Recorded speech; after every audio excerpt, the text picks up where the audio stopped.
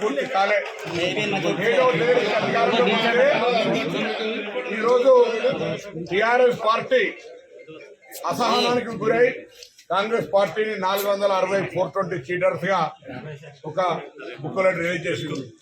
మేము అడుగుతాను, నెల రోజుల లోపల ఇచ్చిన హామీల్లో ప్రధానమైనటువంటి మహిళలకు ఉపయోగపడే ఉచిత బస్ సౌకర్యము 10 లక్షల ఆరోగ్యశ్రీ ఇప్పటికే అమలవుతుంటే మిగతా గ్యారెంటీలకు సంబంధించి ప్రజా పాలన పేరు మీద యావత్ రాష్ట్ర వ్యాప్తంగా 6 గ్యారెంటీల అప్లికేషన్లు తీసుకుంటాను. ఈ సందర్భంలో ఎందుకు టీఆర్ఎస్ పార్టీ అసహనానికి గురైతుందని అడుగుతా ఉన్నాం.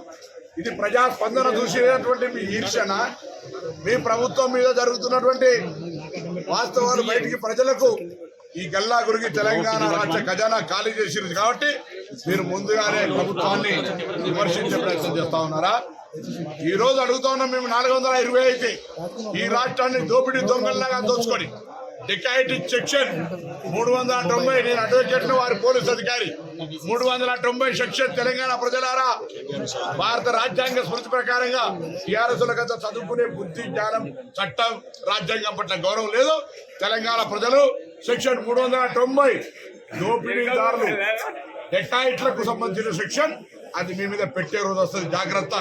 మేము ఇప్పటివరకు నెల రోజుల కాడాగాలి చీటర్స్ ఎట్లయితాం, 420 కేసు ఎట్లా అప్లై అవుతుంది? మీకు అసహనం బుద్ధి కూడా ఏం పని చేయాలో కూడా తెలుస్తలేదా? ఒకవైపు 2 గ్యారెంటీలు అమలు చేసి మిగతా 6 గ్యారెంటీలకు సంబంధించిన ప్రక్రియ అప్లికేషన్ కొనసాగుతుంటే ఎందుకు తొందరపడుతున్నారు? రాష్ట్రంలో ఖజానా ఖాళీ అయిందని చెప్పిన వాస్తవాన్ని జీర్ణించుకోలేకపోతున్నారా? ఇదేం అన్యాయం.